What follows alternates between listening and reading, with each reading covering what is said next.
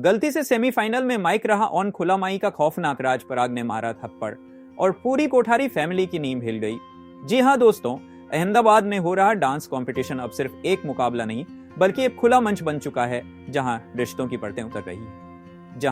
परतें उतर रही हैं, गुनाहों की परछाइयां सामने आ रही है और बीते हुए कल का हर जख्म ताजा हो रहा। जहां एक और अनुपमा सिर्फ भारती को बचाने के लिए इस मंच पर लौटी थी, वहीं रही अपने अधूरे सपनों और टूटे आत्मसम्मान को फिर से पाने आई थी। लेकिन दोनों औरतों को यह अंदाजा भी नहीं था कि ये डांस फ्लोर उनके लिए एक कफन बन जाएगा, जिसमें अतीत की सच्चाइयां दफन नहीं, उजागर होंगी।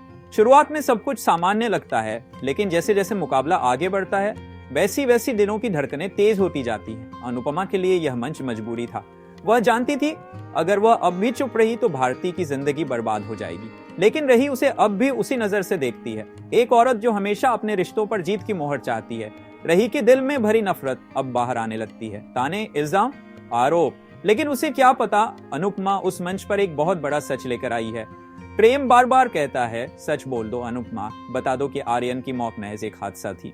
मगर अनुपमा जानती है जब सच खुद सामने आता है तब उसका असर सबसे गहरा होता है और वह पल आखिरकार आ ही जाता है। सेमीफाइनल का पहला राउंड खत्म ही हुआ था कि पूरे कोठारी परिवार को पता चलता है अनुपमा प्रतियोगिता में हिस्सा ले रही।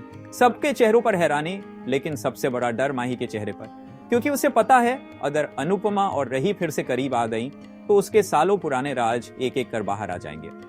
डर और गुस्से में जलती माही अनुपमा से मिलने पहुंचती है, लाखों लोगों की भीड़ में, कैमरों के सामने, बिना ये जाने कि माई कौन है और उसकी हर बात पूरे देश में लाइव हो रही है।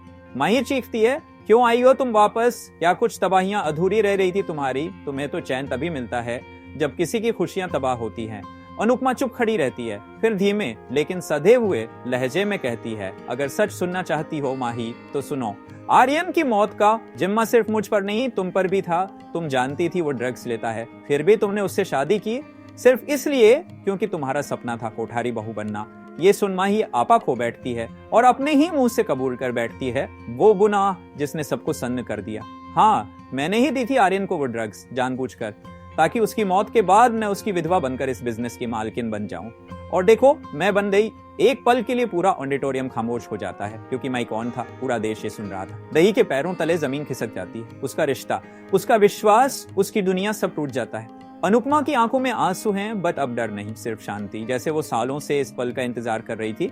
वह माही की ओर देखती है और कहती है, अब वक्त आ गया है माही, तुम्हारे गुनाहों का हिसाब शुरू हो चुका है। रही को उसका हक मिलेगा एंड तुमसे वो सब कुछ छीना जाएगा जो तुमने झूठ और धोखे से हासिल किया। ये मंच अब डांस का नहीं, इंसाफ का है। लेकिन कहानी एक खत्म नहीं होती। रही इस सदमे में स्टेज पर ही बेहोश हो जाती है। डॉक्टर आते हैं और जो खबर मिलती है वो सबको हिला देती है।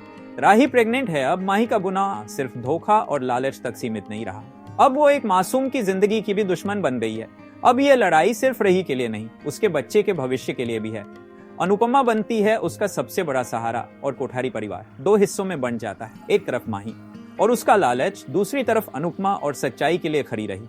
अब ये सिर्फ एक पारिवारिक झगड़ा नहीं रहा, अब ये एक जंग है इंसाफ की, सच की और आत्मसम्मान की। आपका क्या मानना है दोस्तों? क्या आप भी अनुपमा के साथ खड़े हैं? अगर हाँ तो कमेंट में यस लिखिए, अगर नहीं तो नो।